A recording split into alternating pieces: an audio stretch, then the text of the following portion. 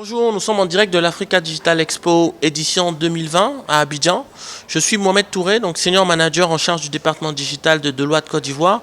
Et j'ai la chance de recevoir aujourd'hui Monsieur Lassina Koné, qui est directeur général de Smart Africa. Monsieur Koné, bonjour. Bonjour, M. Touré. Serait-il possible de vous présenter rapidement et de présenter Smart Africa?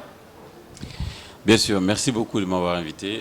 Smart Africa est une organisation panafricaine basée à Kigali et qui est composée de 30 pays. Alors, moi, j'ai pris les fonctions l'année dernière. On était à 24 pays. Aujourd'hui, on a 30 pays. Très bien. Oui, et qui a comme vision de transformer l'Afrique en un marché numérique unique d'ici 2030.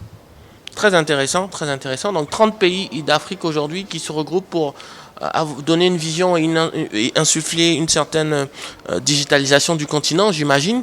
Alors, quel bilan faites-vous des actions aujourd'hui qui ont été menées au niveau de Smart Africa? C'est vrai que vous êtes arrivé il y a à peine une année, mais est-ce que vous pouvez rapidement nous... Oui, bien sûr. Les bilans d'abord, en termes de nombre de membership, c'est-à-dire nombre de pays adhérents, on est passé de 24 pays à 30 pays. Et au niveau du effectif des emplois effectifs de Smart Africa, on a eu une croissance de 80%. Wow. Et au niveau des partenariats avec le secteur privé, on a une croissance de 40%. Et au niveau aussi de la qualité des types de partenariats, aujourd'hui nous avons des partenaires au développement qui incluent notamment GIZ de l'Allemagne et puis aussi NORAD qui est l'agence norvégienne de développement. Et nous avons développé plusieurs partenariats très très stratégiques. Okay. Et au niveau des projets, il y a beaucoup de projets. Comme vous le savez, nous adressons les challenges, par exemple les défis de la numérisation de l'Afrique, tout en divisant la transformation numérique en plusieurs projets phares qui est porté par les pays, ensemble avec Smart Africa. Donc si on est en 30 pays, donc on a 30 projets phares, et projets phares, c'est-à-dire collectivité, j'imagine. Bien sûr. Donc ensemble, nous apprenons ensemble et puis nous les accompagnons. Donc par rapport au projet, si je peux parler aussi des progrès, par rapport au projet, nous avons plein de projets aujourd'hui qui sont en phase pilote, notamment je parle de l'identité numérique qui est, Très bien. Qui est le projet phare de Bénin, accompagné par Smart Africa. Il s'agit d'élaborer un framework de l'identité numérique interopérable au niveau des pays africains. Et comme vous savez, avec le lancement de la ZLK, la zone libre d'échange continentale, Très bien. il est impératif que les pays de la sous-région du continent puissent communiquer en matière d'identité parce que tout, il s'agit de KYC qui est Know Your Customer, c'est-à-dire béninois, camerounais, tunisiens et tout ça. Donc le but de ce projet, c'est de permettre à un citoyen de la Tunisie avec son identité biométrique et numérique de voyager et passer pas par l'immigration, mais par le gate au niveau de l'aéroport. Ça, c'est le souhait, c'est le souhait de ce projet. En plus de cela, et nous avons choisi 3 pays comme pilote, qui est le Bénin, Ouais. et la Tunisie et puis le Rwanda. C'est pas par hasard parce que le Bénin fait partie de la CEDEAO et Rwanda fait partie des pays de l'Afrique de l'Est et EAC, East African Community, et puis l'Afrique du Nord qui est représentée par la Tunisie. Très bien, très intéressant. Donc ce qu'on retient, c'est que aujourd'hui vous avez lancé des pilotes dans certaines régions d'Afrique sur lesquelles vous allez tirer des enseignements et ensuite vous allez pouvoir déployer à l'échelle continentale. À l'échelle continentale. Très intéressant.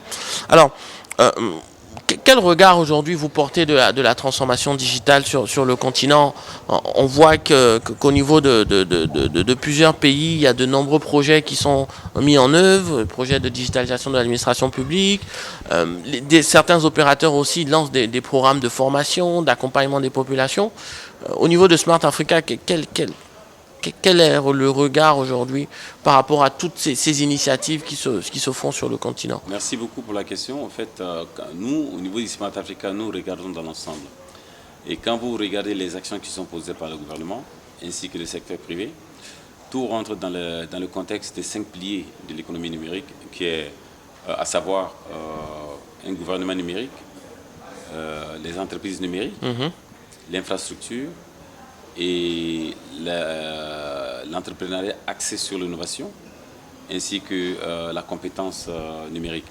Alors, vous voyez que les acteurs de cet écosystème, il y a un rôle essentiel qui est joué par le gouvernement, qui est par exemple la transformation du gouvernement, des services du gouvernement qui sont les e-services. Ça, c'est au niveau du premier pilier qui est les Government Connected ou alors Digital Government.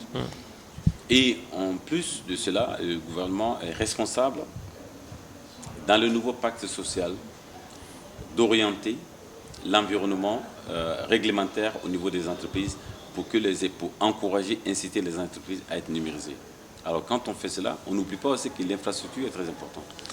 Et quand on parle de l'infrastructure, on sait aujourd'hui que, bon, aujourd'hui ça a été dit, hein, il y a 39% de la population africaine qui est connectée. Il y a pratiquement 62% qui ne sont pas connectés. La vision de Smart Africa, c'est d'avoir 50% de connectivité d'ici 2025. Et nous avons les indices que nous suivons au niveau de chaque pays, chaque année, pour savoir exactement que nous sommes sur la bonne voie. Ça, c'est au niveau de l'infrastructure. Ok. Et quand on parle de l'entrepreneuriat axé sur l'innovation, ça, c'est dans le domaine des startups et des entrepreneurs. Et vous savez, dans le projet de Smart Africa, parmi les projets phares de Smart Africa, qui est porté par la Tunisie, qui est le Startup Act, qui est la législation pour les start-upers. Si. Alors, les labellisés. Donc, nous agissons dans ce cadre aussi. Et quand on parle aussi de la compétence numérique, qui tient de la formation, et c'est là où vous voyez que le secteur privé joue leur rôle. Au niveau de Smart Africa, nous avons créé ce qu'on appelle Smart Africa Digital Academy, c'est-à-dire l'académie numérique de Smart Africa.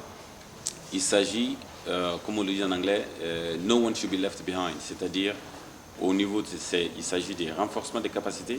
Déjà, ça, c'est un projet phare qui est porté par Burkina Faso. Alors, dans ce cadre-là, nous balayons tout ce qui est renforcement des capacités pour les preneurs de décisions, renforcement des capacités en TIC par rapport aux femmes, par rapport aux jeunes filles, par rapport aux jeunes garçons, et ainsi de suite.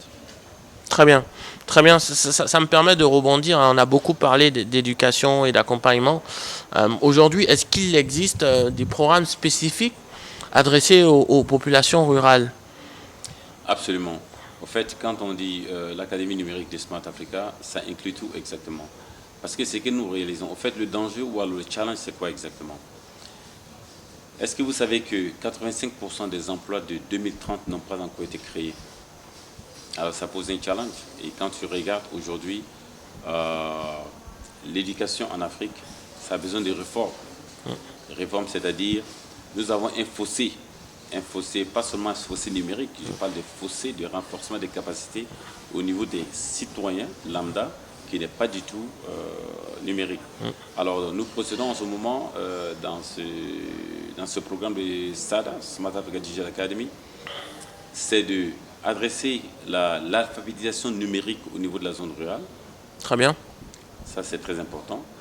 L'alphabétisation numérique au sein de l'administration du gouvernement, parce que pas tous les fonctionnaires d'État ne sont pas équipés, par exemple, pour être des experts en numérique, mais apprendre le BABA pour pouvoir survivre en 2030, c'est très important.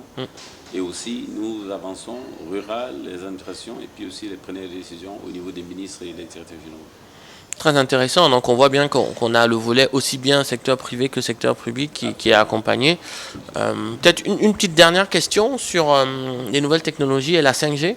Comment aujourd'hui Smart Africa prépare le déploiement de la 5G sur le continent africain? La 5G, c'est une question très importante. Comment est-ce que nous préparons? Parce qu'il faut savoir aussi, il y a quelque chose qui est très important. La 5G, dans notre vision, il y aura des use cases. Parce que 5G, il s'agit vraiment de l'automatisation. Ce n'est pas juste une plateforme, une infrastructure qui va permettre les appels téléphoniques ou alors les appels data. Non. Ça va permettre au secteur privé, ça va permettre aux industries de s'octroyer des licences de 5G et robotiser carrément la manufacture d'une certaine ligne de produits. Industrie 4.0. Exactement. Donc la 5G, il ne s'agit pas juste de la communication téléphonique, c'est tout un ensemble qui englobe tout. Les 5 ans à venir, il n'y aura pas de native 5G. Quand même, il faut dire que les opérateurs ils ont fait un bon boulot au niveau de l'Afrique en déployant les 4G.